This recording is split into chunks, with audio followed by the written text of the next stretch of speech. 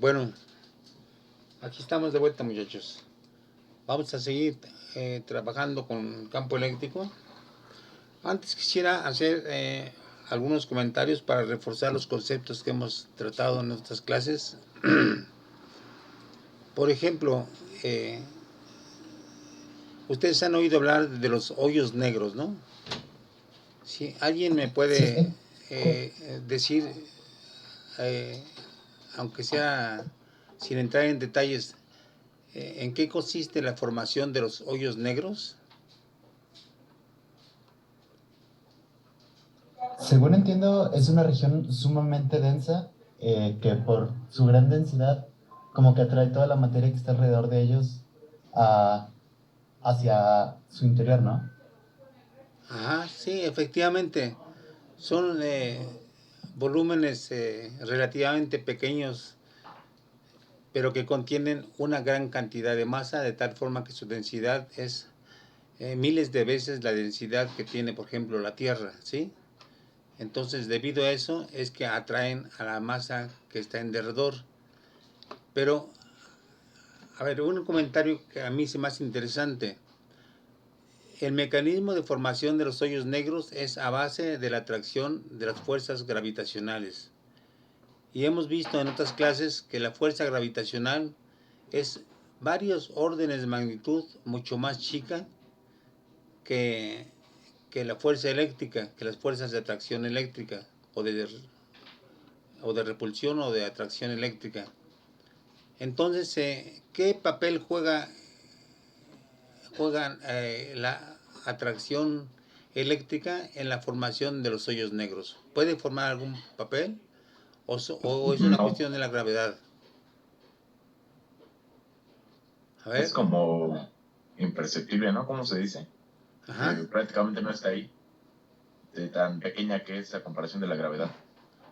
Por eso, pero existe existe la atracción eléctrica o no existe, o se nulifica o qué. Se supone que sí, ¿no? Pero al cabo de un tiempo se vuelve a volver estable eléctricamente.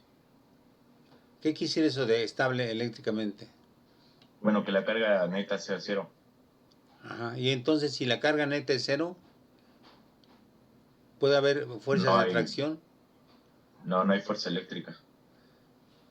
Sí, entonces sí, efectivamente, ese es lo interesante, que las fuerzas eléctricas, que son de repulsión a pequeñas distancias, pues se nulifican porque hay carga positiva y carga negativa, su suma es cero, por lo tanto no juegan un papel importante en los fenómenos de atracción de la fuerza gravitatoria.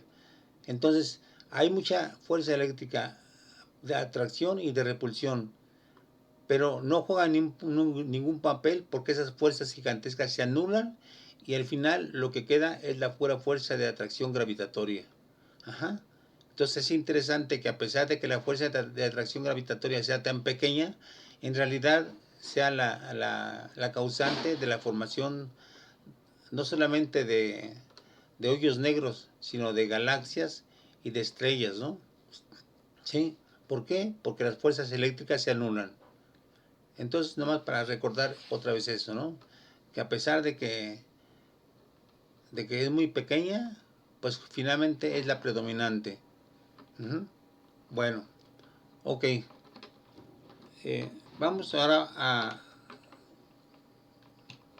a seguir con esta de cuestión del campo eléctrico, ¿sí? Les repito, el campo eléctrico es una modificación del espacio. A ver, aquí. Me pongo en este punto del espacio y algo pasa, ¿sí? Algo pasa. Si me acerco, el efecto es más importante. Quiere decir que el espacio se modifica más mientras yo me acerco más a este imán, ¿sí? Pero si me acerco desde otro punto de vista, de todos modos se nota que hay algo, un cambio en el espacio y que ese cambio ocurre en cualquier parte del espacio, ¿sí? Bueno, algo parecido enteramente ocurre con la fuerza, con el campo eléctrico, ¿sí? El campo eléctrico es una modificación del espacio.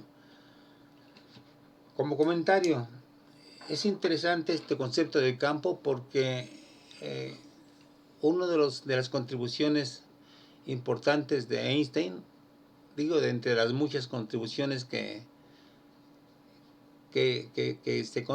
contiene la teoría general de la relatividad, es que él habla de modificación del campo gravitatorio alrededor de las masas, ¿sí?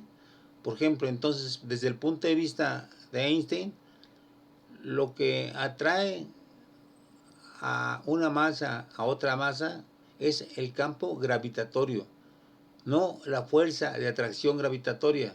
Para Einstein no existe el concepto de atracción, de fuerza de atracción, ¿sí? Lo que existe para Einstein es modificación del espacio alrededor de una gran masa, ¿sí? Y esta modificación del espacio incluso tiene efectos importantísimos sobre las ondas electromagnéticas. Por eso la luz se desvía alrededor del Sol. ¿Por qué? Por el efecto de campo del Sol sobre las líneas de luz, ¿sí? Entonces, otro caso interesante del uso del concepto de campo, ¿sí? Las masas gravitatorias modifican el espacio creando un campo gravitatorio. En este caso, estamos hablando de campo eléctrico. Bueno, ok. Es interesante esto, ¿no? A mí se me hace interesante que no existe el concepto de fuerza newtoniano en la teoría general de la relatividad. Bien. Entonces, vamos a seguir con esta cuestión del campo eléctrico, ¿sí? Bueno, si tenemos un campo eléctrico así,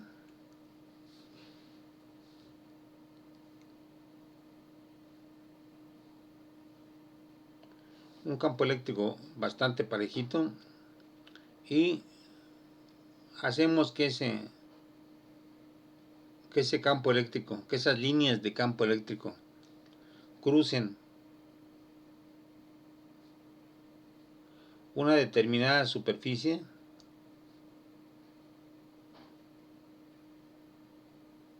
¿sí? Entonces, a este hecho de que el campo eléctrico cruce una determinada superficie, se le denomina flujo de campo eléctrico, ¿sí? En este caso es tan sencillo, en el cual el campo eléctrico es constante a lo largo de cualquier punto o en cualquier punto de esa superficie. Entonces diríamos que el flujo eléctrico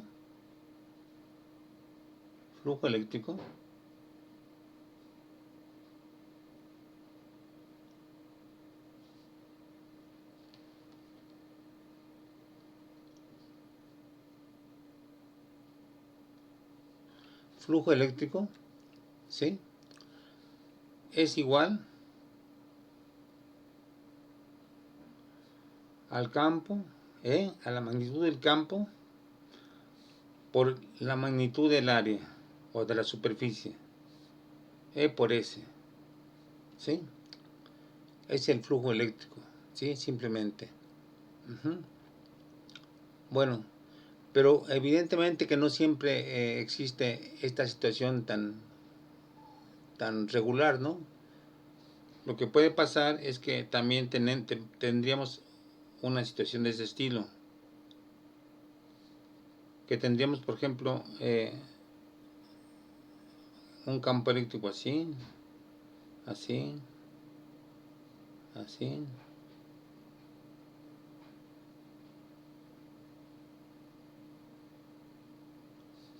ajá, sobre la misma S, ¿sí? Y entonces lo que se ve, lo que se quiere sugerir en el dibujo es que en cada punto sobre la superficie cambia el campo eléctrico, cambia en magnitud y cambia en orientación. Pero lo que nos importa a nosotros es lo que cruza netamente a la superficie, ¿sí? Y entonces en este caso definimos en cada punto una diferencial de flujo.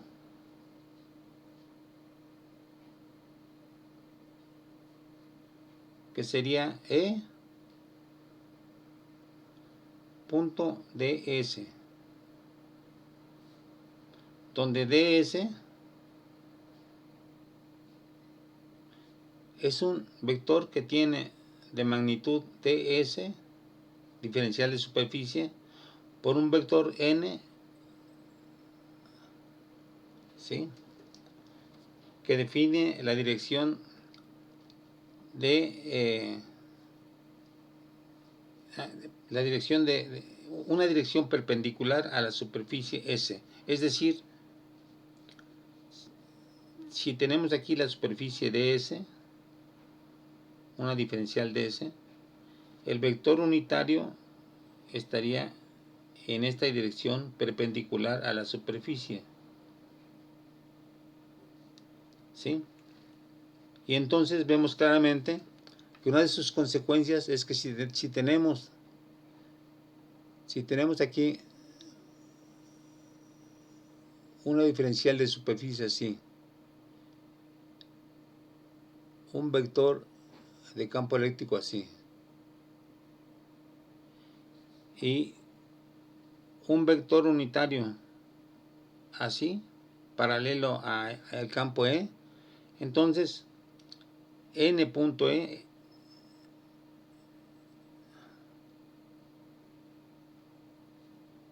pues sería simplemente n por E, porque sería NE coseno del ángulo que forman NY. Pero el ángulo que forman el vector unitario y el campo eléctrico es 0. Y coseno de 0 es 1, y entonces n.E sería simplemente n por E. Pero n es 1, entonces sería simplemente E, ¿sí? Bueno, pero si tenemos una superficie así, con su vector unitario así, perpendicular a la superficie, y si tenemos el campo eléctrico así, el campo eléctrico así, pues entonces hay un ángulo, ¿sí?, entre E y N, y n.E pues sería n, que es 1, por E, por el coseno de teta.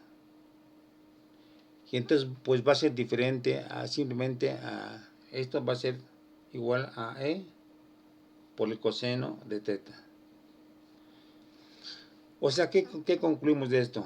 Que si tenemos una superficie así,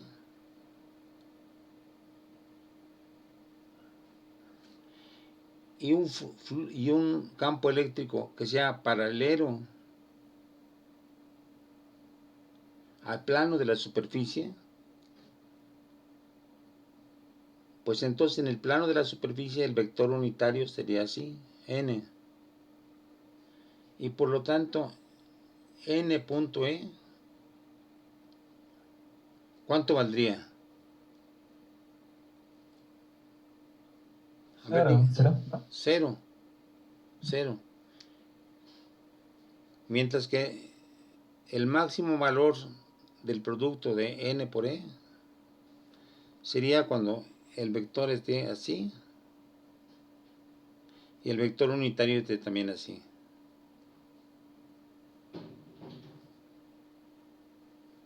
Entonces aquí obtendríamos el máximo valor del producto de n.E.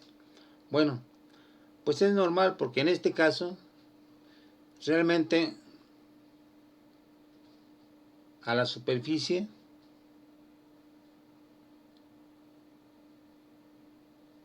no la está cruzando nada de campo.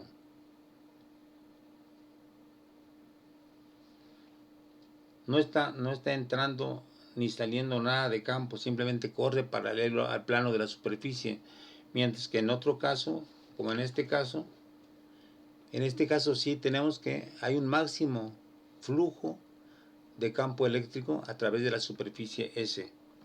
Bueno, entonces, si habíamos definido a la diferencial de flujo como E.ds y a ds como ds o n, pues entonces tenemos como conclusión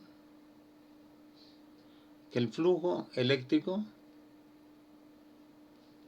es igual a la integral sobre la superficie S de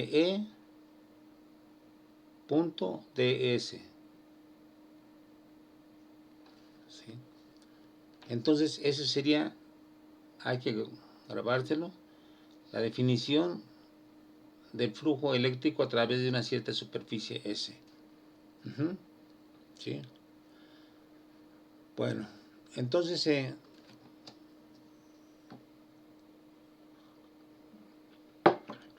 si se dan cuenta, este flujo eléctrico ya lo habíamos, ya se había visto en el curso de Física 2, cuando hablaron de flujo de los fluidos a través de una cierta superficie, de una cierta sección transversal. Por ejemplo, cuando vieron el flujo de agua o de aire a través de un tubo que tenía una cierta sección transversal, ¿sí? Y corría un fluido de agua con la velocidad v. Entonces, si esto tenía una sección transversal A, ¿sí?, el flujo de agua, un flujo de líquido, era simplemente B por A, ¿sí? B por A, que es exactamente igual a este producto. Aquí es flujo de agua, que es velocidad por área. Aquí es flujo eléctrico, que es campo eléctrico por superficie, ¿no?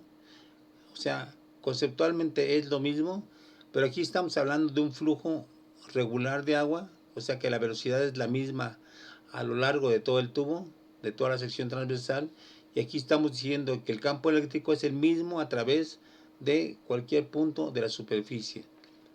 Y lo mismo en el caso del agua. Si el agua no fluyera de manera regular, pues entonces habría que hablar de una diferencial de flujo de agua, ¿sí? Sería diferencial de flujo de líquido, que sería B.ds, ¿sí? O sea, exactamente, matemáticamente es lo mismo, nomás que aquí estamos hablando de fluidos, aquí estamos hablando de campo eléctrico. Bueno, como dato interesante es que hay que recordar que para los flujos de agua, la velocidad del agua en la superficie de un tubo, la velocidad del agua es cero, ¿sí? Así que siempre para encontrar el flujo de agua hay que recurrir a esta integral, ¿sí? Porque el agua no corre regularmente igual a lo largo de toda su sección transversal. Pero bueno, estamos hablando más bien del campo eléctrico solamente para comparar dos fenómenos y darse cuenta que de una forma más tangible, ¿qué significa el concepto de flujo? Flujo es el campo eléctrico que atraviesa una ventanita, ¿sí? Una ventanita con superficie S, ¿sí? Ahora, ¿por qué es importante este concepto? Bueno, aquí es donde vienen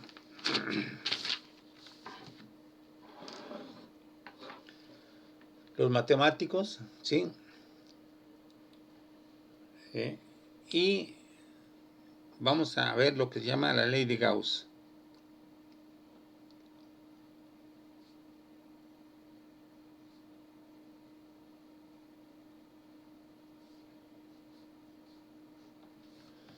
Ley de Gauss, ¿sí? Bueno, lo que nos dice la ley de Gauss, a ver si se compone el enfoque.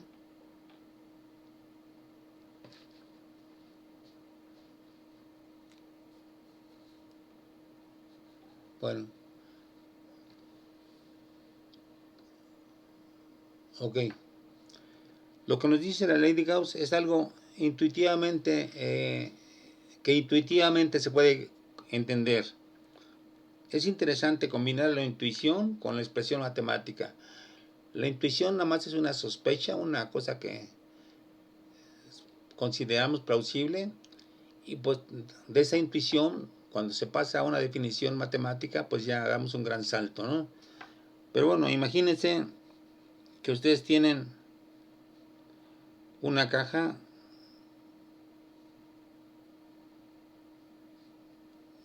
cerrada,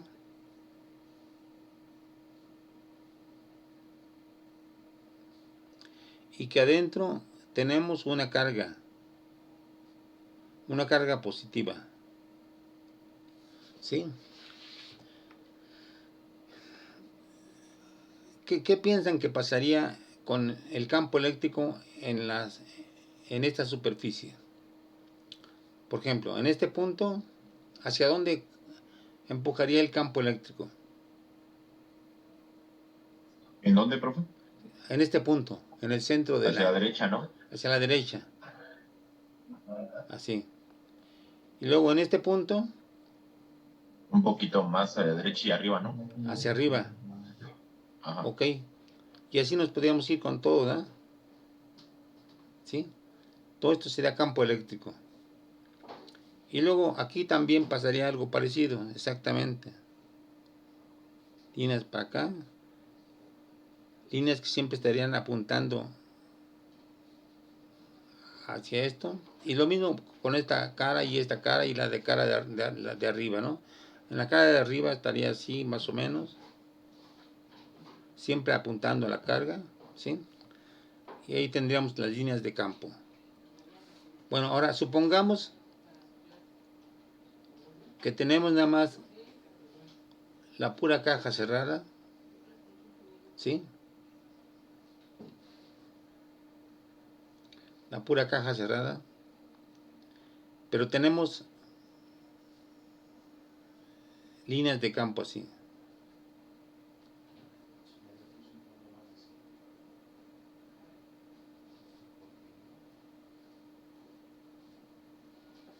O sea, no estamos viendo lo que pasa en el interior, ¿sí? Sería lo que se define como una caja oscura, ¿sí? No sabemos que exista dentro. ¿Qué diríamos de este comportamiento del campo eléctrico en la superficie? ¿Qué nos sugeriría? Pues que ¿Hay dentro una de la carga? caja hay una carga. Que adentro de esa caja hay una carga, ¿verdad? ¿Sí? Y si tuviéramos lo mismo, una cajita cerrada,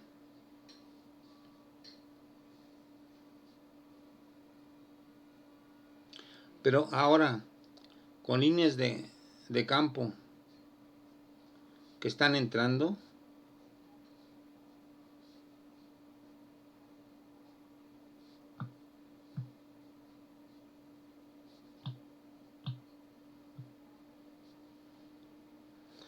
¿qué nos sugeriría esta situación?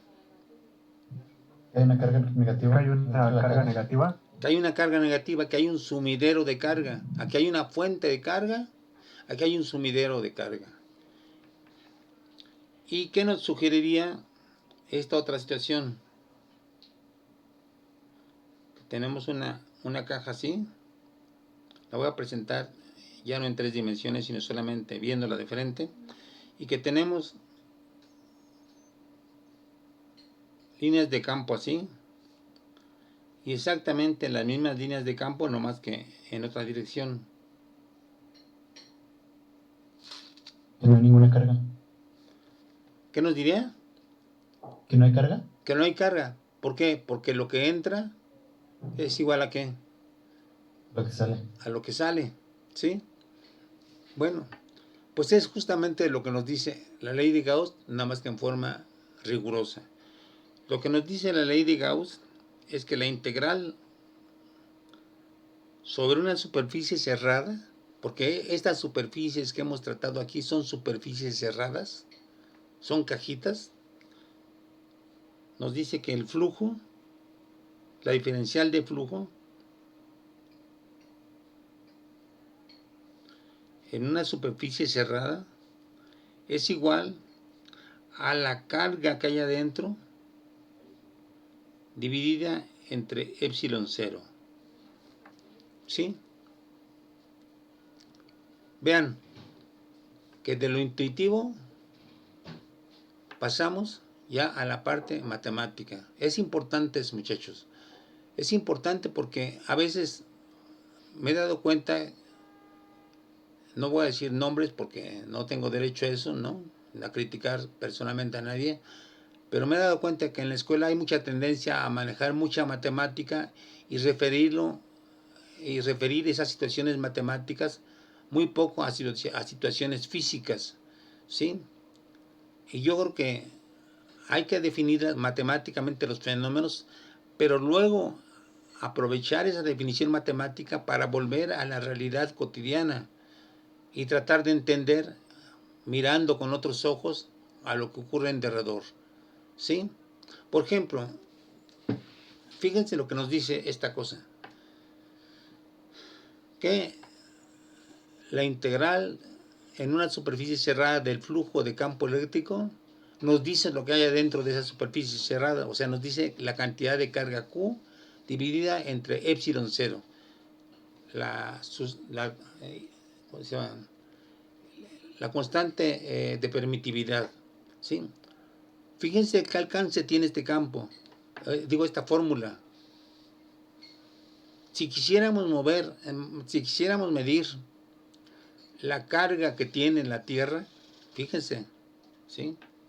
Entonces, ¿a qué se recurriría? ¿A qué se recurre de hecho? Bueno, tenemos aquí en la Tierra una esfera que para nuestras dimensiones cotidianas es una esfera gigantesca, ¿sí? ¿Sí? Y entonces, pues suponemos que tiene cierta carga. Es la pura suposición. Pero vienen los satélites, no sé cómo dibujar un satélite. Vamos a ver si hay un satélite con su panel solar, ¿sí?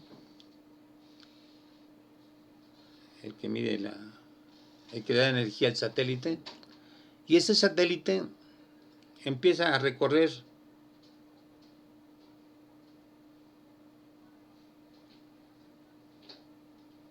una superficie, una superficie centrada en la Tierra. Y en cada punto va midiendo el campo eléctrico, gracias pues a aparatitos electrónicos muy finos. Va midiendo el campo eléctrico, etc. Entonces, como mide a través de cada intervalo de ángulo el campo eléctrico, pues en principio es capaz de medir el flujo eléctrico. ¿Están de acuerdo? Está midiendo en cada área, no puede ser diferencial, pero en cada área está midiendo, tiene una cierta área, la podemos poner así. Ahí mide el campo eléctrico, ¿sí? Y luego se recorre y mide otra vez el campo eléctrico. Y así va recorriendo de metro en metro, digamos, y midiendo el campo eléctrico. Es posible hacerlo porque afortunadamente las computadoras ya tienen mucha memoria y hay detectores muy finos de campo eléctrico. De hecho, hay detectores tan finos de campo eléctrico que se puede medir el campo eléctrico fuera del cerebro, en el cráneo, ¿sí? Así detectan varias enfermedades midiendo el campo eléctrico. Bueno, ok. Entonces, fíjense, están midiendo el campo eléctrico a cada intervalo angular, ¿sí? Entonces pueden obtener un valor aproximado de esta integral, ¿no? ¿Están de acuerdo?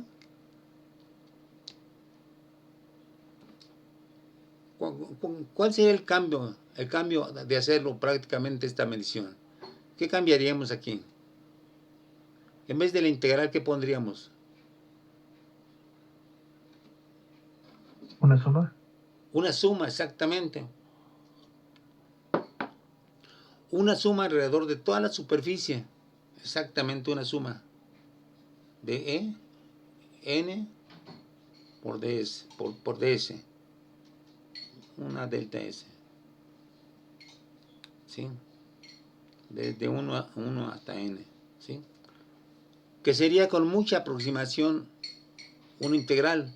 Y entonces a través de esta suma podemos obtener la carga que encierra esta superficie cerrada. Y entonces de esa manera obtener la carga de la Tierra. ¿Sí? Me parece que la carga es negativa, es de varios coulombs, ¿sí?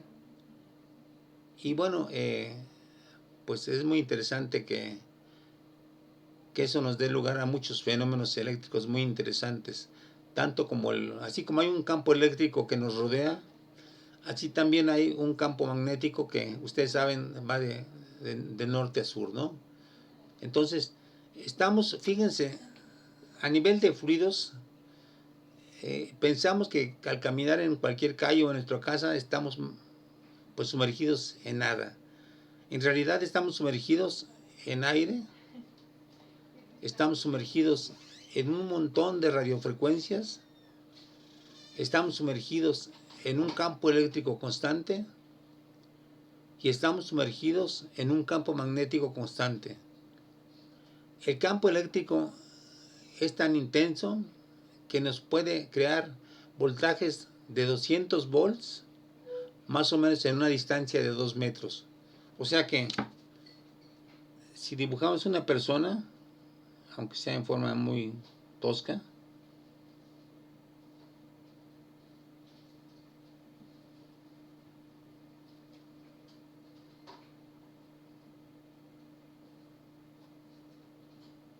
con su sombrerito, ¿sí? Entre este punto y este punto puede haber una diferencia de un campo eléctrico de 200 volts por metro, ¿sí? Es interesante eso, no nos damos cuenta de eso. ¿Por qué? Porque nuestro cuerpo está en gran medida compuesto de agua y el agua es un excelente conductor, por lo tanto, es como si hubiera una continuidad entre la Tierra, que es conductora, y nuestro cuerpo, que es conductor. Entonces no puede haber diferencia de voltaje y por lo tanto no puede haber diferencia de campo eléctrico. Pero si lo miden en forma aislada, entre este punto y este punto puede haber diferencias de cientos de volts, ¿sí? Bueno, entonces vean una aplicación concreta de la ley de Gauss. Auxiliados de la tecnología moderna, nos permite calcular el flujo aproximado a través de una suma y medir la cantidad de carga en promedio que existe dentro de la Tierra. Entonces es algo, pues me parece maravilloso que podamos medir ese tipo de cosas auxiliados de una forma tan sencilla. Miren, qué forma tan compacta, ¿sí? Qué forma tan compacta de una cantidad de conocimientos impresionante, ¿no? ¿Sí? Es una de las ventajas que tiene el uso de las matemáticas en la física, que una gran cantidad de conocimientos nos los da en forma compacta, ¿sí? Lo mismo podríamos decir de cualquier fórmula, ¿sí? Si utilizamos la fórmula de Newton para la aceleración, nos decimos que la fuerza es igual a la masa por la aceleración. Qué forma tan sencilla y sin embargo cuántas cosas no nos explicamos a través de esta sencilla fórmula. ¿Sí? Si nos dicen que E es igual a mc cuadrada, la famosísima ley de Einstein, ¿cuántas cosas no nos dice esto en una forma tan compacta? ¿Sí? Es algo maravilloso, la forma compacta. En vez de todo un rollo, todo un discurso gigantesco, inentendible, las matemáticas, con un lenguaje ultraeconómico, nos dice muchas cosas. Bueno, es de ese estilo esta fórmula de Gauss. Sí. Esta fórmula de Gauss, que vamos a después a estudiar de otra manera, porque la carga misma es una integral. Vamos a ver después por qué la carga misma es una integral. Aquí estamos hablando ya de la carga total, pero para calcular la carga total hay que hacer una integral de volumen. Pero por de pronto así basta para ver la aplicación de la ley de Gauss. Bueno, ya finalmente un último comentario. Nosotros quisiéramos poder sacar, si el campo es constante, y si este producto E.ds se reduce a E de ds, ¿sí? O sea, si tuviéramos esta posibilidad de convertir E.ds a la fórmula sencilla E integral de ds, ¿sí? Y si fuera la integral de ds, que es una integral de superficie, fuera una esfera, pues sería 4πr cuadrada. Entonces, y si esto es igual a la carga entre epsilon 0, pues entonces el campo es muy fácil encontrarlo. Nos quedaría que es Q entre 4pi epsilon 0 r cuadrada y ya. Que no es más que ¿qué es esto? Pues la fórmula convencional del campo para una esfera, ¿no? O para un punto, para una carga puntual. Entonces, la ley de Gauss pues, coincide, como no puede ser por menos, con la definición que habíamos dado de campo eléctrico. Pero desgraciadamente no siempre se puede sacar el campo eléctrico de la superficie, de la integral. Hay situaciones más complicadas en las cuales no se puede sacar el campo eléctrico de la integral. Entonces, en las próximas clases vamos a ver este tipo de ejemplos. Por ejemplo, en este caso no podemos sacar a E de la integral porque aquí